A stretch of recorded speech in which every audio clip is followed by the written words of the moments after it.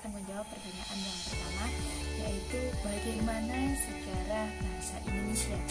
Jadi bahasa Indonesia adalah alat komunikasi antar negara, juga bahasa resmi Republik Indonesia, dan juga bahasa Persatuan Republik Indonesia yang sudah diresmikan setelah adanya Kongres Pemuda yang pertama yang dilakukannya selama 2 hari, yaitu pada tanggal 27 sampai 28 Oktober 1928 di Batavia atau Jakarta.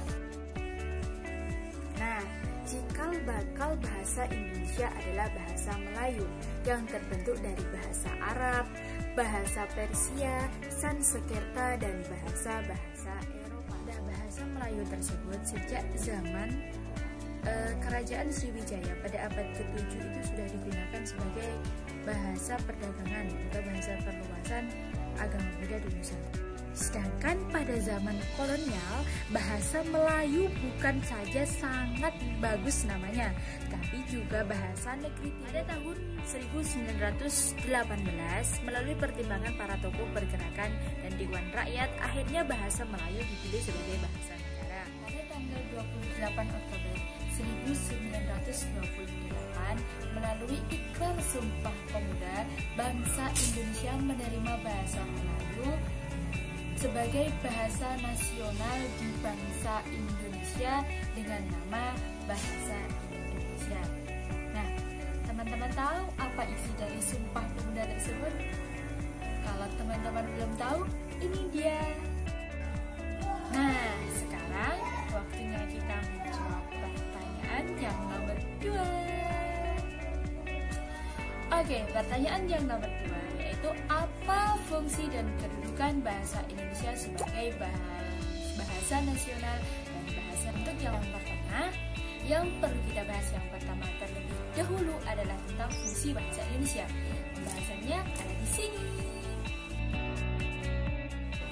Ya, jadi kita akan membahas tentang fungsi bahasa Indonesia, teman-teman. Jadi fungsi bahasa Indonesia dalam kedudukan sebagai bahasa nasional meliputi 4 aspek, yaitu yang pertama bahasa Indonesia sebagai lambang kebanggaan nasional, dan yang kedua bahasa Indonesia sebagai lambang identitas nasional. Fungsi yang ketiga, bahasa Indonesia sebagai alat pemersatu seluruh bangsa Indonesia. Dan yang keempat, fungsinya adalah sebagai alat penghubung antar budaya dan antar daerah. Nah, itu dia fungsi bahasa Indonesia, itu ada 4. Selanjutnya, kita akan menjelaskan tentang kedudukan bahasa Indonesia sebagai bahasa nasional dan bahasa negara. Yang pertama-tama, terlebih dahulu kita bahas tentang fungsi bahasa Indonesia, kedudukan bahasa Indonesia sebagai bahasa nasional. Mau tahu?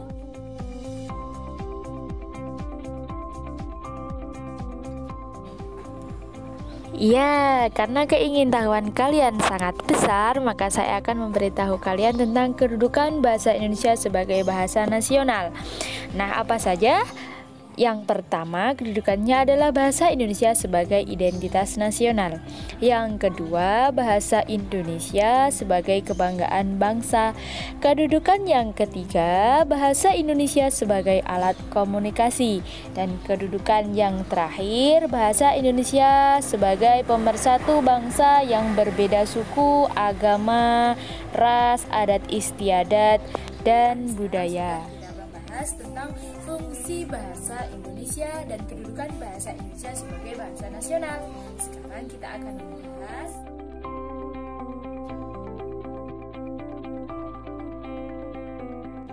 selanjutnya kita bahas tentang kedudukan bahasa Indonesia sebagai bahasa negara. Ya, ini kedudukan bahasa Indonesia sebagai bahasa negara. Yang pertama, sebagai bahasa resmi kenegaraan. Yang kedua, kedudukannya sebagai alat pengantar dalam dunia pendidikan. Yang ketiga, kedudukannya sebagai penghubung pada tingkat nasional untuk kepentingan perencanaan dan pelaksanaan perkembangan serta pemerintah. Selanjutnya, kedudukan yang keempat, kedudukan yang terakhir sebagai pengembangan kebudayaan nasional, ilmu, dan teknologi. Nah, untuk selanjutnya kita akan membahas tentang pertanyaan soal nomor 3. Tetap lanjut untuk melihat videonya. Kita sudah membahas pertanyaannya nomor 1, pertanyaan nomor 2. Sekarang kita masuk pada pertanyaan nomor 3. Apa pertanyaan nomor 3? Pertanyaannya nomor 3 adalah jelaskan ragam bahasa yang ada di Indonesia beserta contohnya. Wah, menarik sekali nih teman-teman. Mau tahu? Ayo kita bahas bersama-sama.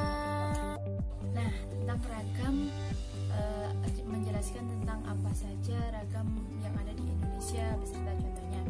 Jadi ragam bahasa itu ada 2, yaitu ragam tulis dan ragam lisan. Yang ragam lisan itu adalah cara kita berbicara, berkomunikasi dengan orang lain seperti ini. Kalau ragam lisan itu membutuhkan orang kedua atau teman berbicara, sedangkan ragam tulis tidak membutuhkan. Juga ragam lisan itu dapat langsung dikoreksi, dan ragam lisan itu bisa mengekspresikan pembicaraan kita dengan ekspresi wajah, sedangkan ragam tulis itu tidak bisa mengekspresikan dengan wajah, tapi dia hanya ditandai dengan tanda baca, mungkin koma, titik, dan lain sebagainya, seperti itu. Nah, itu saja yang dapat saya sampaikan. Apabila terdapat kesalahan dan kekurangan, kehilafan dari diri saya, mohon maaf yang sebesar. Misalnya juga mungkin ada saran atau komentar yang lain sebagainya, bisa langsung kalian berkomentar kepada saya atau memberi masukan dan lain sebagainya. Saya persilahkan dengan senang hati, saya akan menunggu komentar dan lain sebagainya. Cukup di sini. Wassalamualaikum warahmatullahi wabarakatuh.